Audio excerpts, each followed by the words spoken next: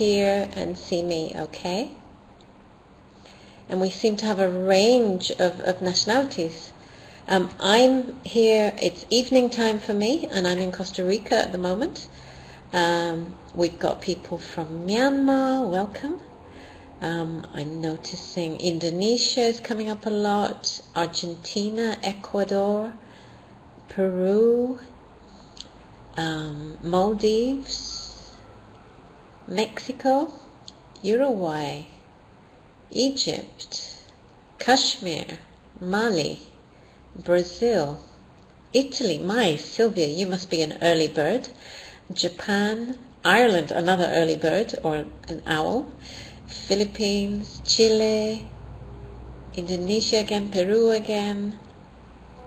More from Ecuador, Guatemala, Taiwan, Belarus, Colombia, Uzbekistan, Turkey too. Welcome. That's excellent. Now, we're 3 minutes to the hour, and we are programmed to start on the hour, but I will slowly make a start. Sophia, I can't see the slides right now.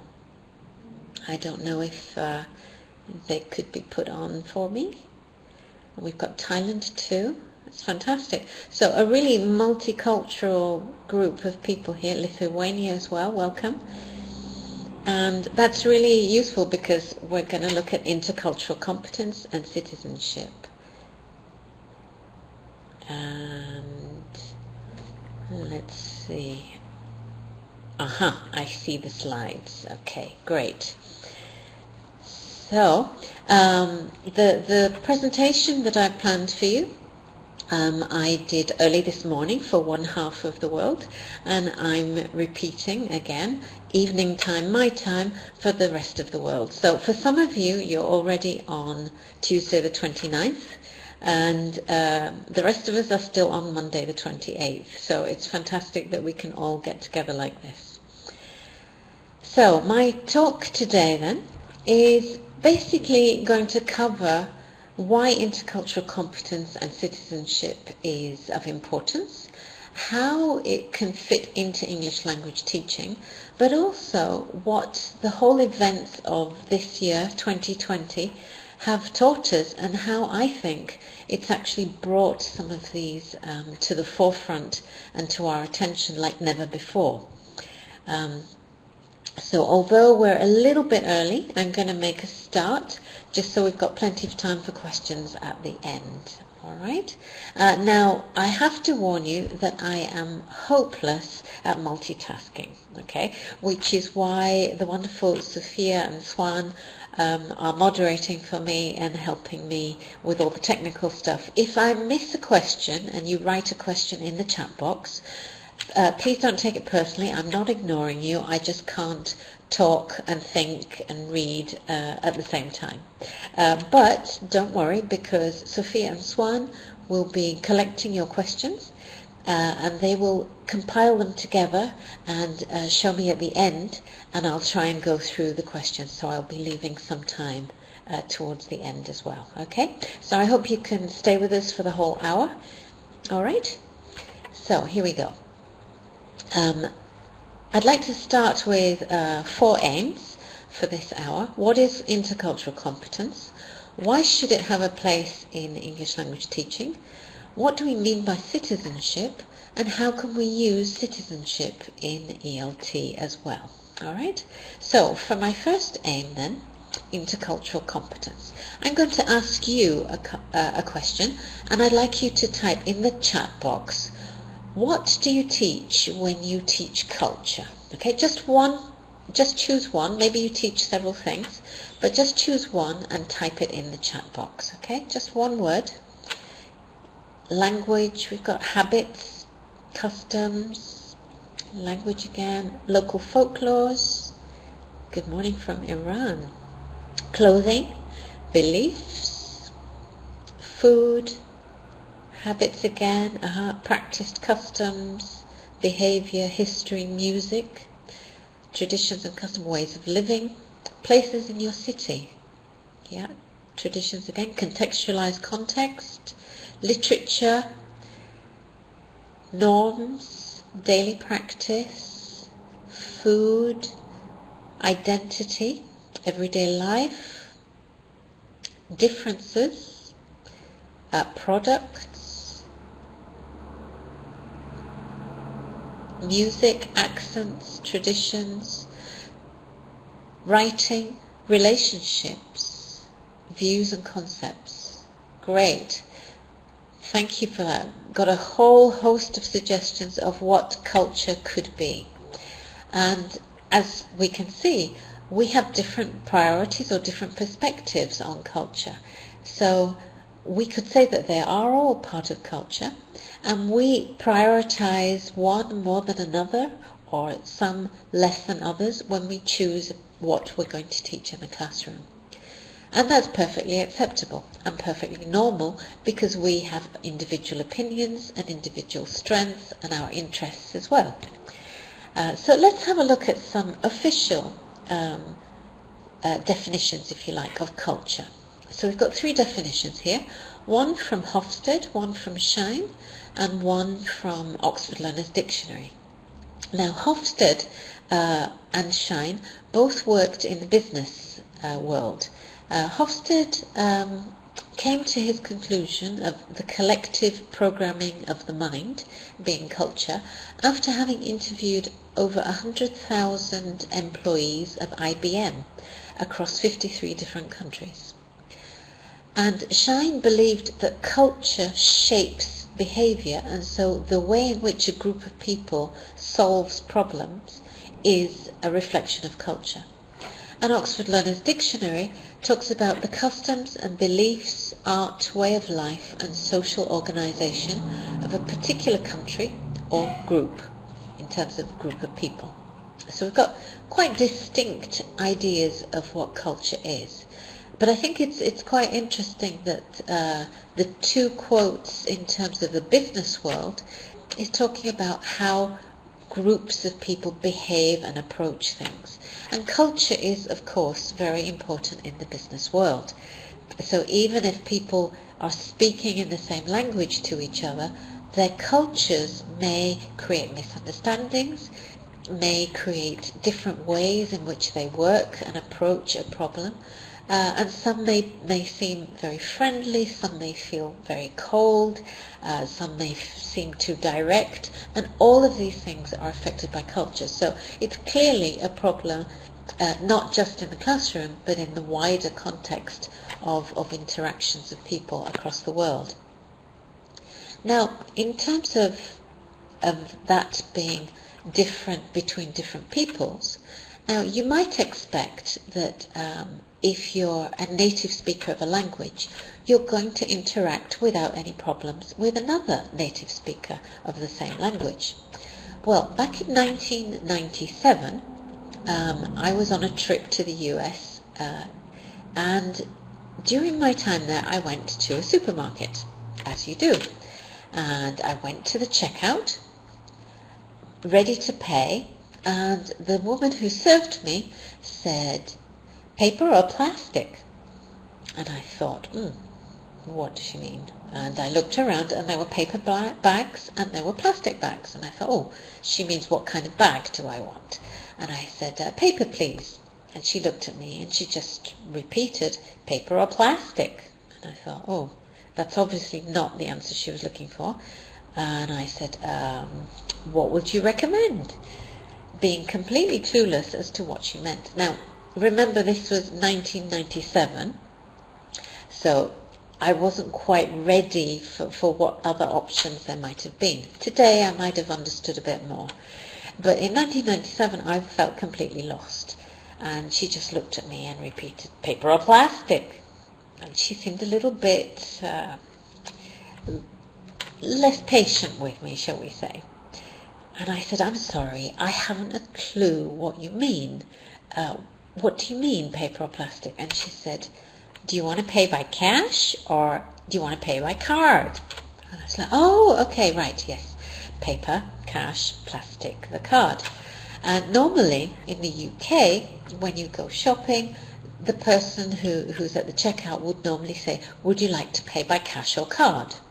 So I hadn't been ready for that paper or plastic question that she fired at me. And she said nothing more than those two words. So I only had those two words to use as my clue. But fortunately I had the language to be able to question and ask for a bit more of an explanation.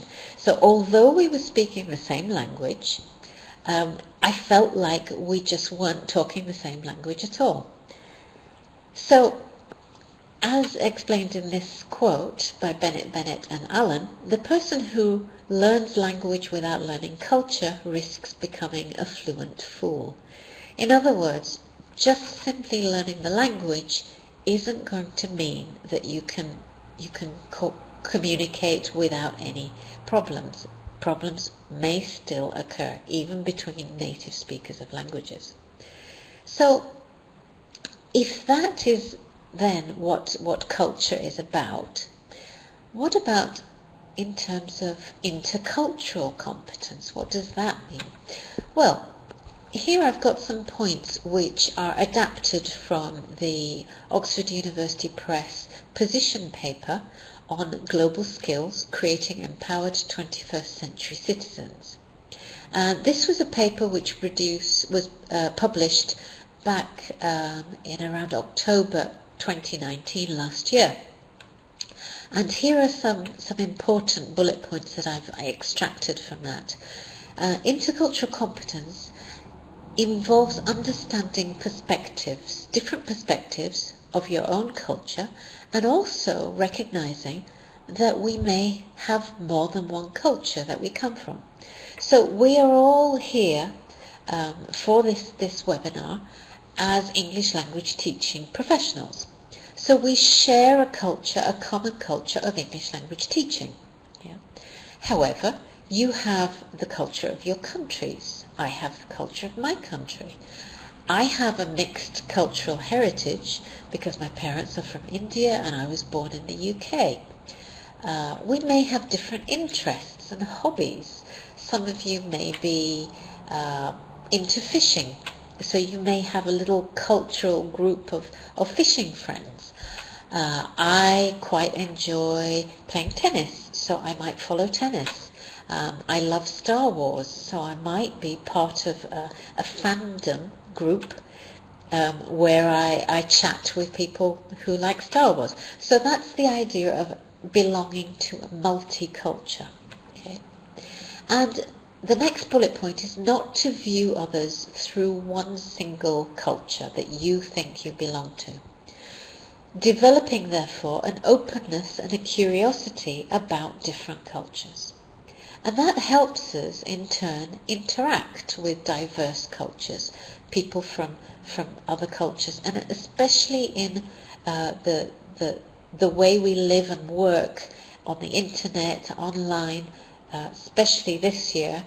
That means it's really important to understand how we interact with each other across the internet, and accepting that there are such multicultural identities. And all of that helps us to communicate respectfully, which brings me quite nicely onto ELT, because English language teaching is all about communication, right? Now, the paper, here I have a link for you. If you follow that link, it will take you directly to the position paper. There's the QR code if you want to take a copy of that. And what it will look like, that is the front page of the PDF when you actually follow the links to it. And this paper was produced by the lead author, Sarah Mercer, who some of you may have seen her webinar. She kicked off the whole ELT Together event last Monday.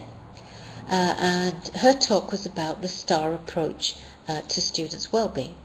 And she is one of the lead authors of this paper. So, as we can see, culture and intercultural competence is a value for different aspects definitely for communication and therefore in the ELT world. So that's one of the reasons why I think it should play an important role in ELT. And as the position paper says, intercultural competence is particularly relevant in ELT since English is frequently used around the world to facilitate interaction between people from diverse linguistic and cultural backgrounds. So, most of the English language speakers around the world are non-native speakers. That balance was changed about 4 or 5 years ago. Up until then, native speakers of English were in the majority, but there came a tipping point where there are more non-native speakers of English around the world than there are native speakers. So the chances that your students will talk to a native speaker in English are actually smaller than the chances of them talking to another person from a different culture who speaks a different language, and those two people are more likely to be talking in English. And there was a paper produced by the British Council in 2013, and their study showed that English facilitates interaction between people from different parts of the world. And English is used by 750 million EFL speakers, and it's used by 375 million ESL speakers. Now you may be wondering what's the difference between EFL speaker and an ESL speaker. The EFL speaker is generally referred to as someone who may occasionally use English as a foreign language, and they may do so for pleasure while they're on holiday or for business. Whereas ESL, English as a second language, is considered when English is used on a daily basis for some purpose, whether it's to talk business, for study, for research, for tourism, or to build relationships, but it's on a much more regular basis. Okay, and English is spoken at a useful level by some 1.75 billion people in the world. That's a quarter of the world. And it enables a single market in knowledge and ideas. So, for example, a perfect example is with the COVID-19 studies and vaccinations that are being looked at the moment. You've got scientists, specialists, virologists who are all working on trying to get to the bottom of what COVID-19 is, and they're all cooperating with each other through the medium of English, using English. So we've got a single market of knowledge and ideas, but also of entertainment in English. So our students may be studying English because their parents think they should, or they have to because it's a compulsory subject at their university or at their school, but they may actually be using it for their own purpose on an app such as TikTok. They may be using it for their own purpose to follow a famous star or a singer. But they're more likely to use it for their own purposes. And unlike the students of the past, where they finished school, they found employment, and then they started using English, today's students are able to use English right now. They don't have to finish their studies or get their qualifications. They can use it online, and they can find people to chat to make friends with.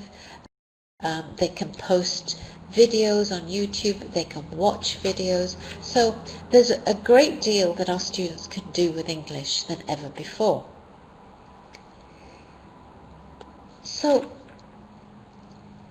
why have it in ELT? Well, English we talk about reading, writing, speaking and listening as being the 4 skills. So I'm going to show you a reading text, and I'd like you to have a quick read of the text. If you know this sort of, let's call it a puzzle, if you know this puzzle, do not comment, okay? But if you've not come across this puzzle before, I'd like you to write in the chat box what you think is the solution to the puzzle, okay? So if it's familiar and you know it, don't comment.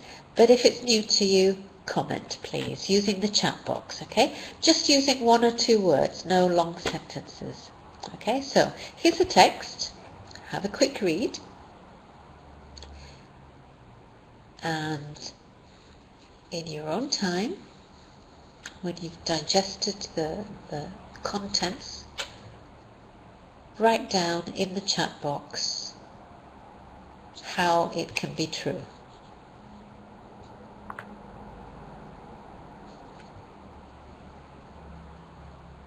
Okay?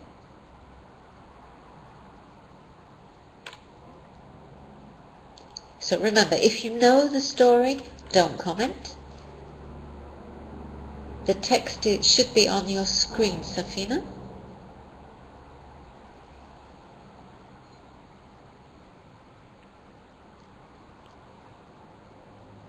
Okay. Are you seeing the text? Yeah? So one day a neurosurgeon and his son went for a drive. 1 minute they were having a great day out together, and the next they were involved in a terrible car crash. They were taken by the emergency services to the nearest hospital because the boy was badly injured. As usual, the hospital was notified of the serious nature of the accident, and the theatre staff scrubbed up and prepared for operating. The boy was wheeled into the operating theatre, but suddenly the surgeon said, "I'm sorry, I can't do this, that's my son." So,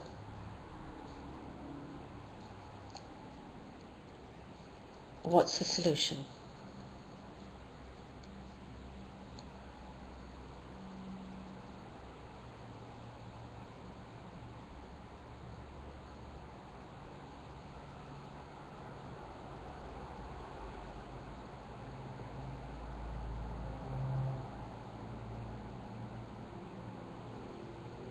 Okay. Aha.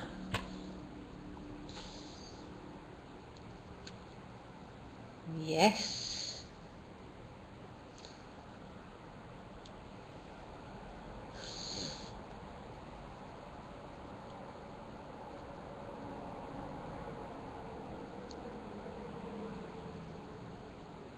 Yep, most of you are getting it fine.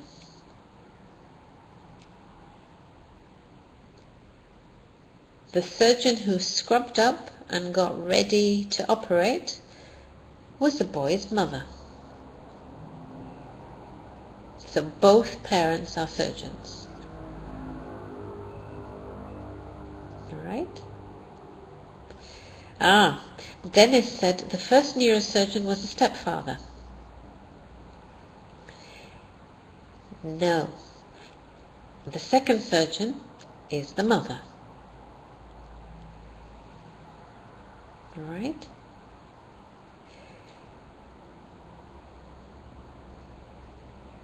Yes. So most of you got there in the end. So both parents are surgeons. The father was with the boy when the accident happened and was also injured. But the second surgeon who's ready to operate is the mother. Right? Now, if the first thing that came to mind was a surgeon is a man, then that reflects a culture of how you have maybe become accustomed to thinking that surgeons are only men. Right? And as Ines points out, in the past, many years ago, only men were doctors. Yeah. So 40 years ago, when someone read this, it was like a puzzle. It took a few minutes to figure out how on earth can the surgeon have the son in the operating theatre when the surgeon was involved in the car accident. Yeah? But a lot has changed around the culture of our expectations about different professions, and therefore we don't automatically consider a surgeon has to be a male person, right? So that's just one way in which we can get our students thinking and questioning why they think what they think.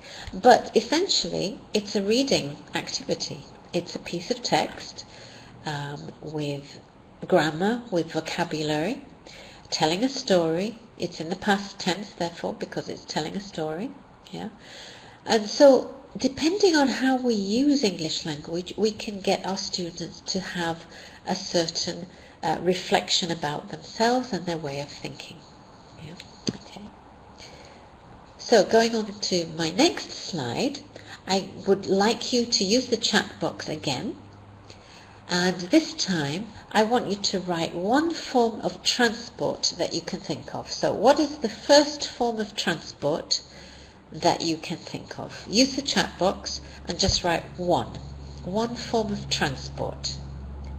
Great, we've got car, motorbike, taxi, bicycle, tram, bus, train, buses again, tricycle, bicycle, plane, ferry, MRT, donkey,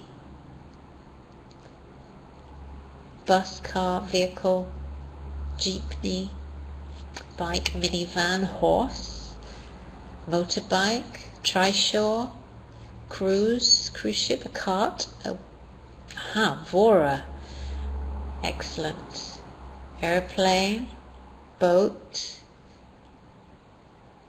rickshaw, cable car, horse, bike, metro, helicopter. Wonderful.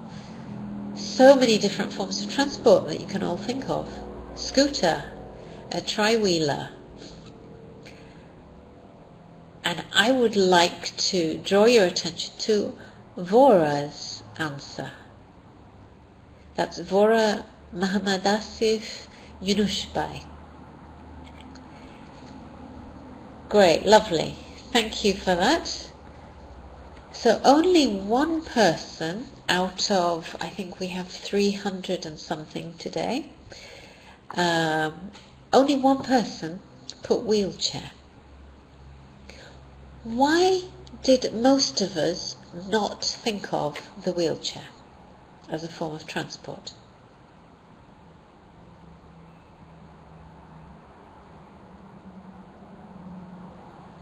It's not common, Maria says. Thank you. Because we're able to walk, Judith says. Because we don't always need it. We forget about disability, Latifa says. Because we're able to walk. We're not around somebody who uses it. Exactly. So I'd like to just parallel the story about the two surgeons. We've now become accustomed to surgeons being women and it not being anything special. Yeah. But when it comes to disability, we are not that aware. So it reflects a certain kind of privilege that we may have around ability. Because we are able-bodied, we don't think about how it might be for somebody who is not able-bodied. Now, this isn't just talking about something that is politically correct. Our students may go on to become lawyers, architects, builders, teachers, bakers, taxi drivers. But they are all going at some point to have contact with somebody who is a wheelchair user. And they may not think about it. So unless we prepare our students to actually consider and have empathy and understand what it is like to be in a wheelchair, we're not actually preparing them for their future worlds that they're going to live in. Yeah. So we take for granted, exactly, Olive, we take for granted that we can walk and move around easily on our feet, and we don't think about other people. So that is a form of privilege. Now, in 2020, there have been a lot of issues around the world that has brought up the phrase white privilege. And it's a similar kind of thing. Able-bodied privilege is a very similar thing. If you don't face any kind of discrimination or difficulties, you yourself don't consider what it might be like for somebody who does. Yeah. And exactly, Alejandra, that builds up empathy. So unless we teach intercultural competence and how to behave with each other, we don't teach empathy. Right?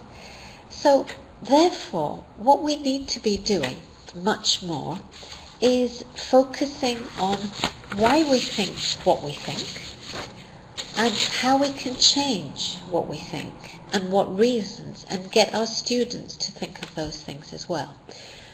So for me, that is a really important reason why we should have it in ELT. So I'd like to now move on to citizenship.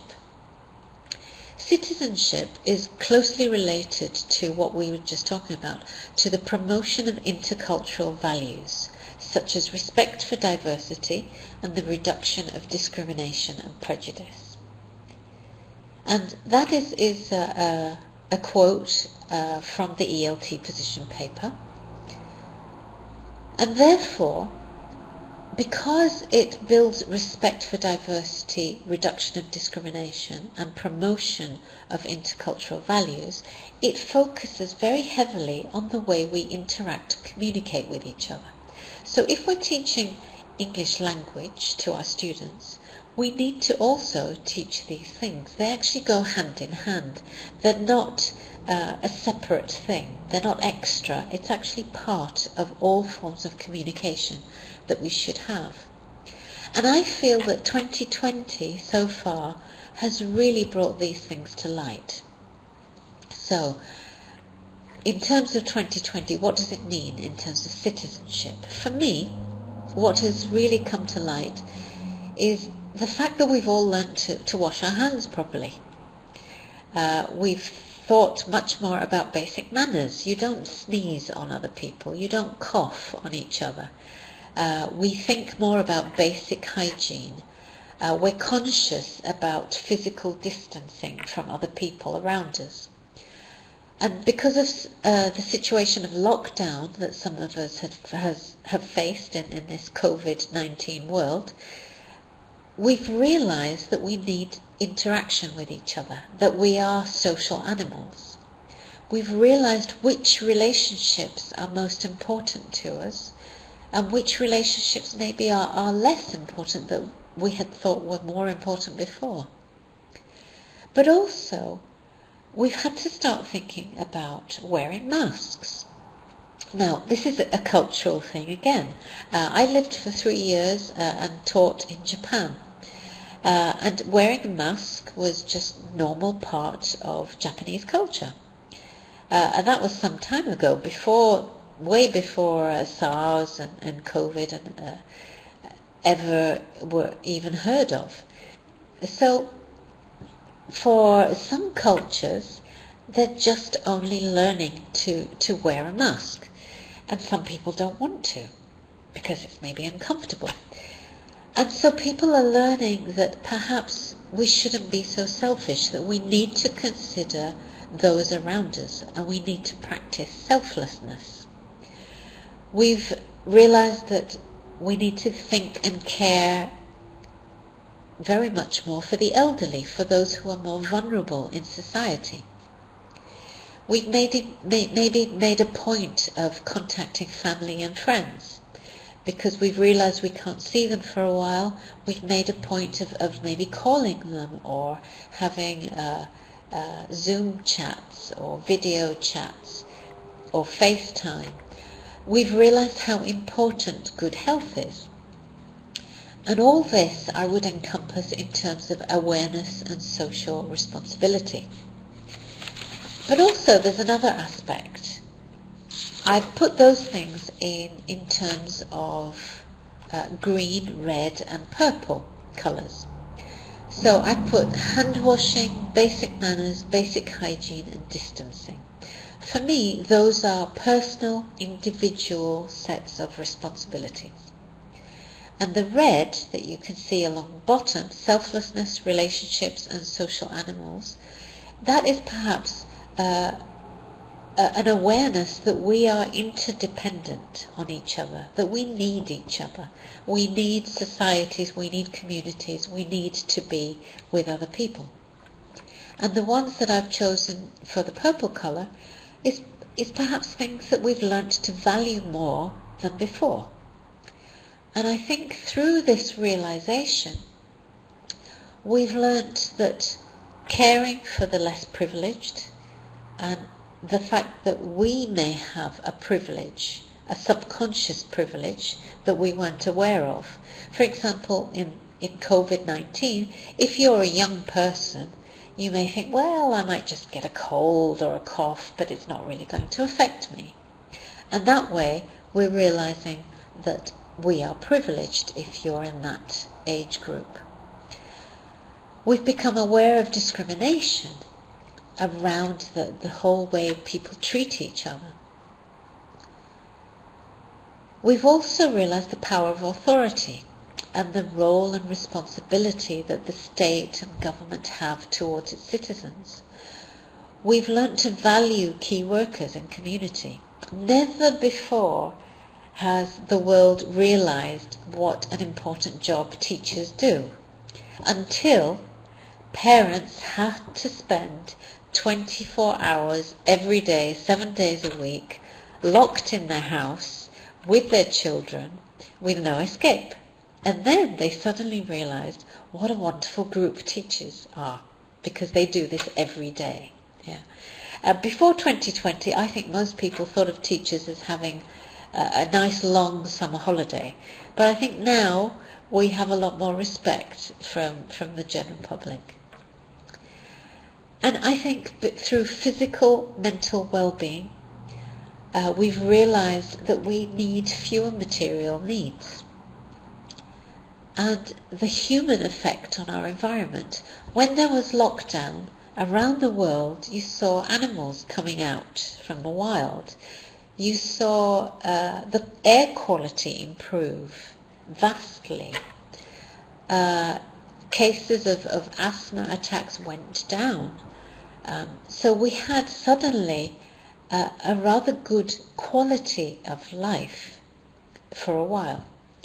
And then it kind of all went back. But I think for a young group of people in our society, they saw things from a very different perspective during a very intense time. And I think that is really going to have a long-term effect. And the effect is going to be an increased awareness of social responsibility. So that is where I think citizenship comes in. And our students probably didn't have much of an idea of citizenship before, but I bet you they have a better notion of what a good citizen is today.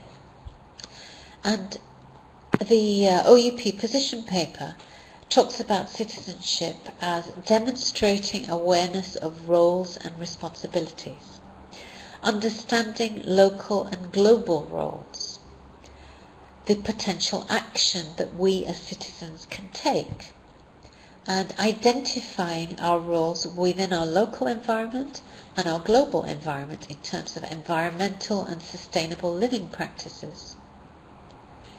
So these things, I would say, before 2020 were kind of theoretical, but actually through our experiences this year, we've realised that they are actually vital to the smooth and healthy running of society.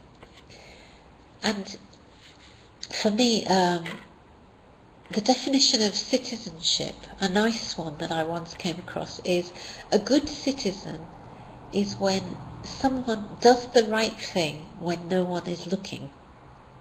So you're not doing it to please anyone, you're not doing it to avoid a fine or a penalty, you're not doing it because somebody might be watching, but you're doing it because you know it's the right thing to do. Yeah.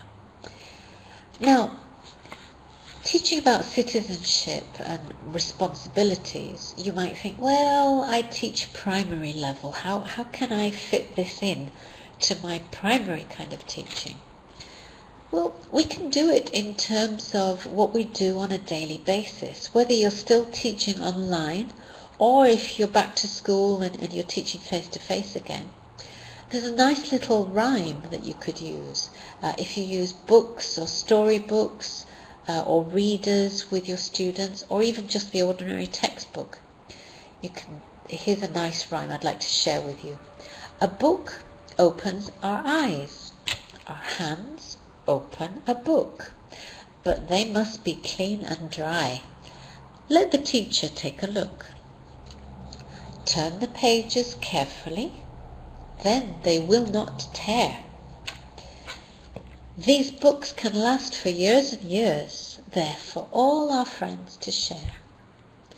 Now, if you did this kind of poem every time you were going to tell a story with your students, or every time it was reading time for your students, or every time you go and use the textbook, it's something that can be repeated and ingrained and becomes part of their normal culture. And what we do in the classroom is also a culture. It's a classroom culture. Yeah? So it's not just something that's removed or theoretical or remote. It can become part of everyday practice. So how can we use citizenship then in English language teaching? Well, apart from the poem, we can also use it to talk about the environment. How we treat our environment, whether it's the environment of our classroom, whether it's the environment of our school, whether it's the environment in which we live in, and then the impact it has on the planet. We can talk about respect and tolerance in a digital world, how we communicate with each other online, being responsible for what we put online. Now, online, there are some very strange things that you can come across, and our students need to actually be able to tell what is reliable information and what is not. And they themselves have to have the responsibility of their actions, that if they put something online, they are responsible for that. They're not just some anonymous person. We can also bring in inclusiveness and think through the consequences of starting a rumour or a speculation or saying something that maybe is not true about someone. We need to celebrate diversity, celebrate that we're all different and unique in ourselves, but that we have a right to be an individual, but that doesn't mean that we shouldn't get along with everyone else. So we need to teach tolerance at the same time.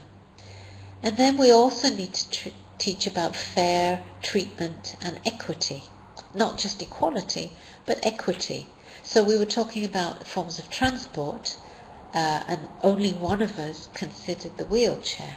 So if you're a wheelchair user, you don't want equality, you need equity, you need positive action to help you be able to do what everyone else in your society and community can also do. Yeah. So some people in society need a little bit of extra help and thought and attention so that everyone can equally function in a society. Yeah. And all of these topics help reimagine our future.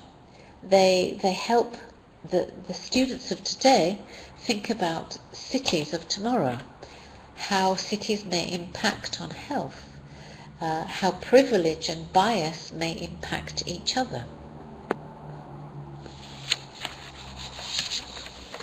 Now, you may be wondering, yes, this is all well and good, but I'm an English teacher. I'm not a politics teacher. Do I really want to be doing all of these things? Well, for me it's today, but for you on who's already on a Tuesday the 29th of September. It was yesterday.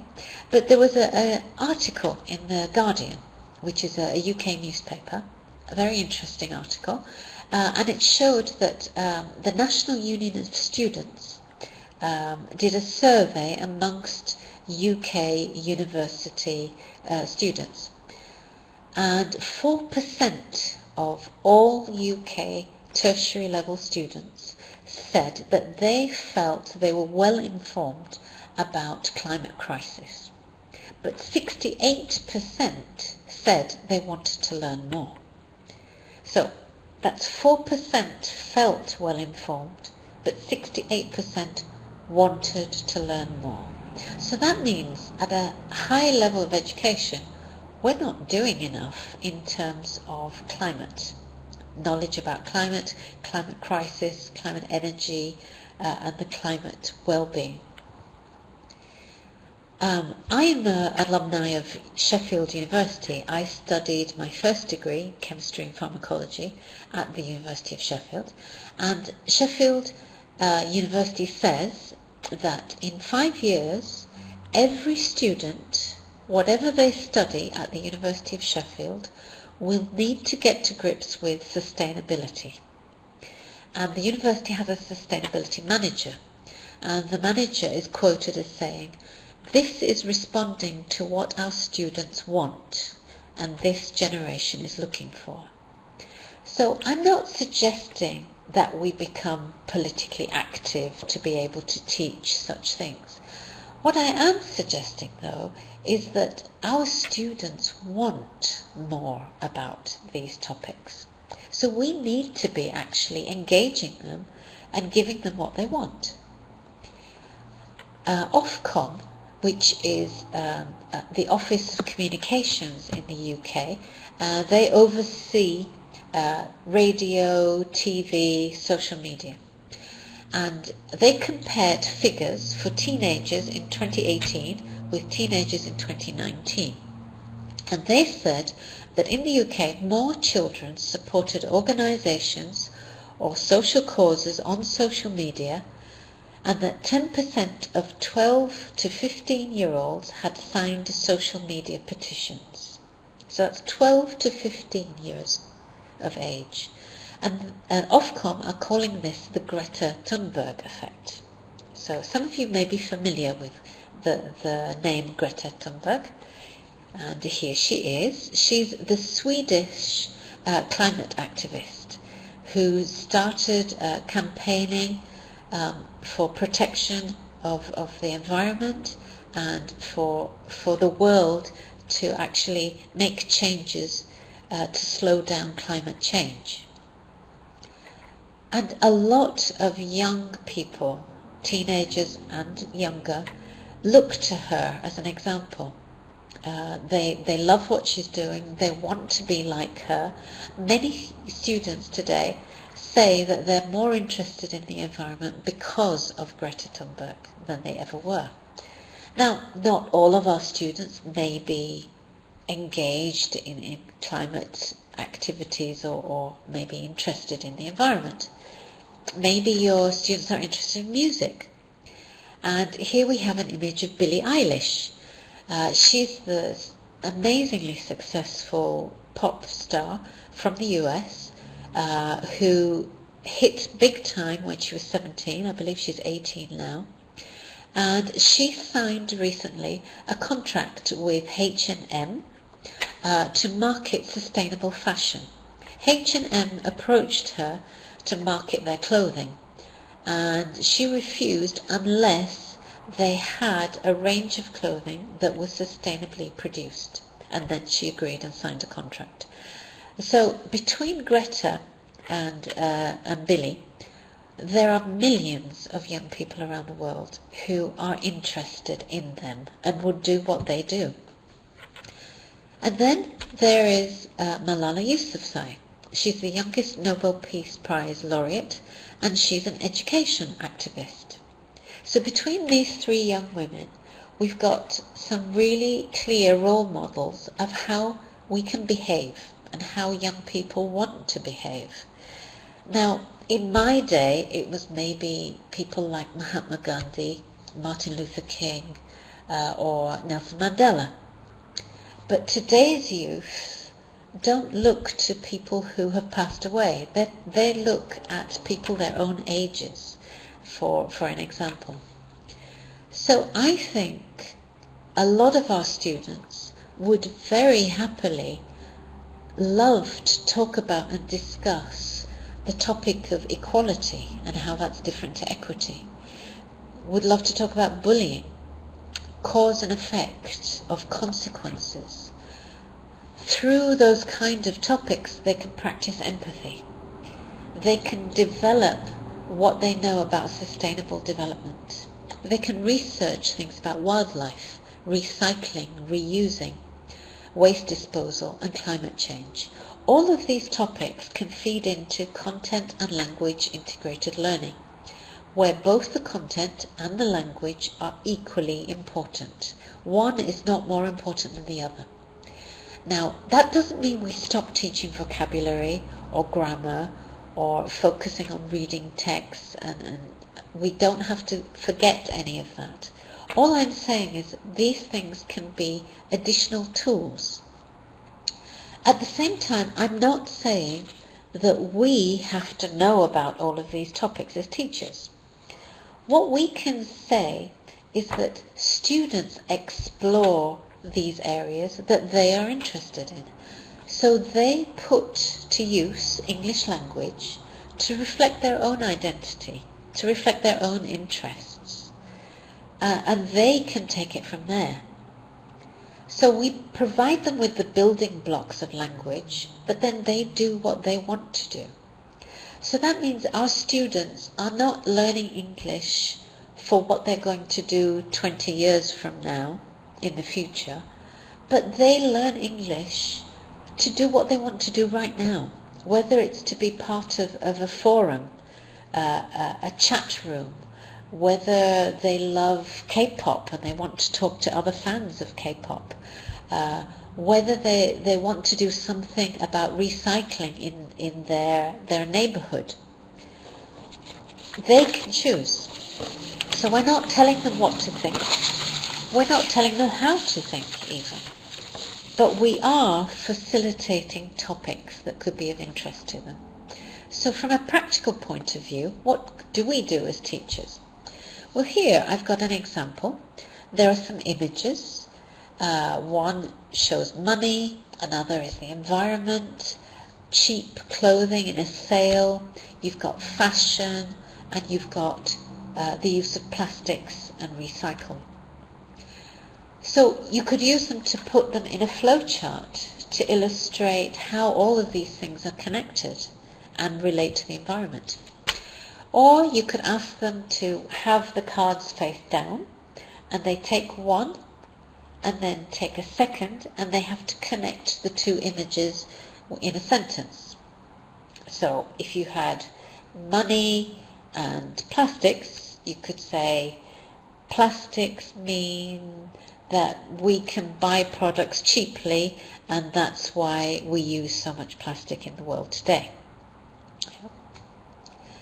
But they make their own sentences. They make the connections. We don't have to make the connections for them. Okay. Another example could be scenarios, different scenarios on the card. They pick up a card, they have to read it, so it involves reading. They maybe have to read it out aloud, so it involves speaking as well. But then they have to have a discussion on what it says on the card. Okay. So for example, girls don't play football. So we can play devil's advocate. We can put things which may be preposterous and you would never say in public, but they have to discuss it within their group. You could have a debate across the class. You could get students to create the cards for each other, for the next group. So they are thinking about the topics. Something like, don't worry, everybody bullies that boy. We could say, well, why do they bully that boy? Why is it okay? Why should we ignore it? So you're basically creating a discussion and reflecting on opinions and you could have different roles within the group. So you can appoint the group so they don't have to be themselves. Here's another simple one. You give them two words such as global and local, and they have to think of a collocation. A collocation is when words go together. So for global, you could have global impact, global village, global media, global warming. Yeah, think of as many collocations as you can. For local, local shop, local visit, local newspaper, etc. So give them words, but then from that kind of exercise, they then can go on to perhaps springboard onto a topic of interest, and they can find other vocabulary that may be related to that collocation that they came up with. Here's another one. Some images. You've got a glass jar, you've got the big plastic container, might be orange juice container, coconut water container, you've got clothes pegs, wooden ones, you've got a plastic bag, you've got cardboard boxes, you've got tin cans. Okay, and then you could give them these kind of words, for example, on a card. So you pick an image and you pick a word card, and you have to somehow put the two together. So for example, if I picked tin can and I picked shower head, okay, how can I connect the two? If I go camping and I want to have a shower, I could reuse my empty cans, clean it, put holes in it, and have a shower. Yeah? So it requires a little bit of imaginative thought. It requires some critical thinking skills. It requires thinking outside the box. It requires reading. It requires speaking. And the other members in the group can give you points as to how convincing your use of the object was. Okay. Those are just some examples that I came up with. So those are my 4 aims, and I think 2020 has been a very testing year for many. I hope none of us have been badly affected personally, but I think at the same time it's played a very important learning role in our society, across the world. It's made us realize how interconnected as a world we are, how something like a virus can spread right around the world, how interconnected our lives are. It's helped us recognize what is important in life, what we should hold on to, and maybe the things that we can let go of. And it's maybe made us reflect on material needs that we don't need, that we thought were important, but actually, you know what, I've been at home several months now and I don't need high heels, I don't need to dye my hair. So there's a change happening in society, and I think it's a perfect opportunity to actually talk to our students about what they have learnt during these months of 2020, and to help them reflect as well, to cope with whatever that they have had to cope with. And also, employers in the 21st century will want students to be able to understand global challenges. They will need people who can understand macro environmental challenges. They will need people to understand where they fit in the world. We need people who can have a sense of awareness of who they are, be proud of their identity and who they are, but also be tolerant of other people's identities and needs as well. So I'd like to finish with the words that Meghan Markle mentioned in a Times video that she did for the Time magazine. She said, "Let's challenge ourselves to build communities of compassion." And I think intercultural competence and citizenship is a great way of doing that. And as we've seen, English language is a great tool for practicing those things. So I'd like to say thank you for your participation and your presence. And if there were any questions, perhaps Sophia and Swan can put up the questions for me. Okay. Thank you very much. So yes, injustice and unfairness. How can we support our students to survive in this world? We're a small school community to support our children. I think reflection, discussion, and actually questioning what they think and getting them to question what they think. And in terms of intercultural competence and citizenship assessment, I think how our students work with each other on these activities should be an ongoing form of assessment. So it isn't necessarily in a test or exam situation, but how they interact with each other, which I think is equally important for a successful classroom environment and teaching empowering our students to be empathetic towards each other. That's a good question. Kaba Baya said, is equity positive discrimination? I wouldn't say it was discrimination. I think equity is positive action, definitely. Some form of action that means everybody can do the same things equally, because there are certain obstacles in some people's way. So I don't think it's the same as positive discrimination, but I do think it involves positive action. Okay. To educate students where in the world injustice and unfairness. Oh yes, I've already answered that one here. So even in small communities, I think the environment that we have and that we nurture is a way of showing and role modeling how we should be behaving. But also it means that our students get used to being in such an environment.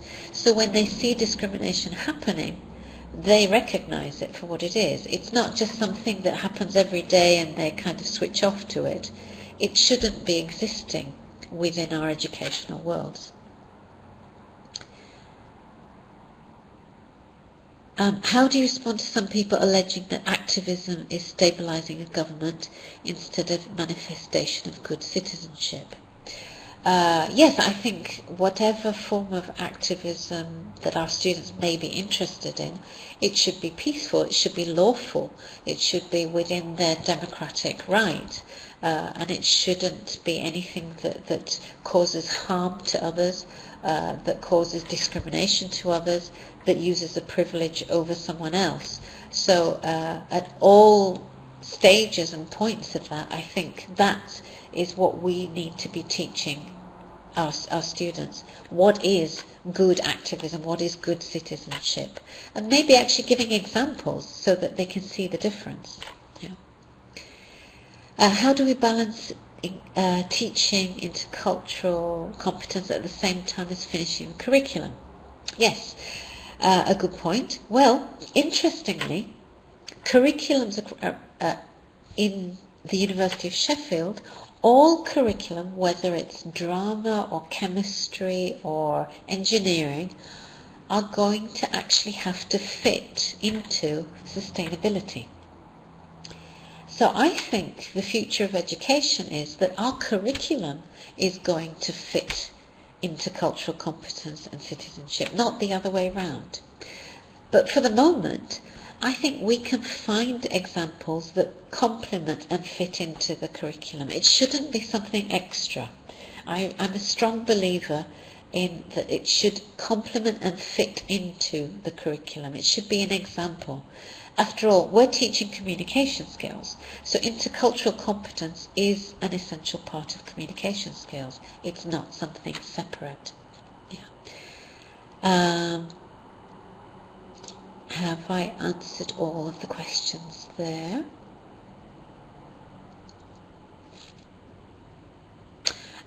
Olive says, do we even need to call it political awareness when this complex landscape of diversity and difference is daily life for us and our students? Well, yes, it's interesting that the word politics comes from the Greek word, essentially, the ancient Greek word, and poly meaning everyone and many.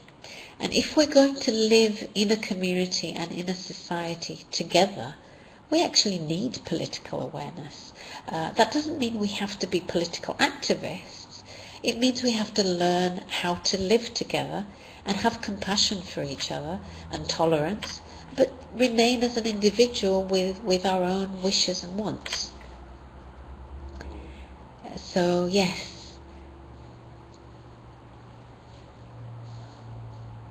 So I hope you agree with me that intercultural competence and citizenship is a big part of the world that we live in today, definitely in 2020, and that it's a tool that we can bring into our classrooms that I think our students will actually be really interested in and engaged in English, rather than thinking, oh, we're going to do boring grammar again. But we can do grammar whilst we do some of these topics at the same time. Okay? Thank you very much. I've just gone 1 minute over, but I will hand over now to Sophia and Swan. Okay, thanks very much for joining me. Have a good day if you're already on Tuesday, and have a good evening if you're on the 28th with me. All right. Thanks very much. Bye-bye.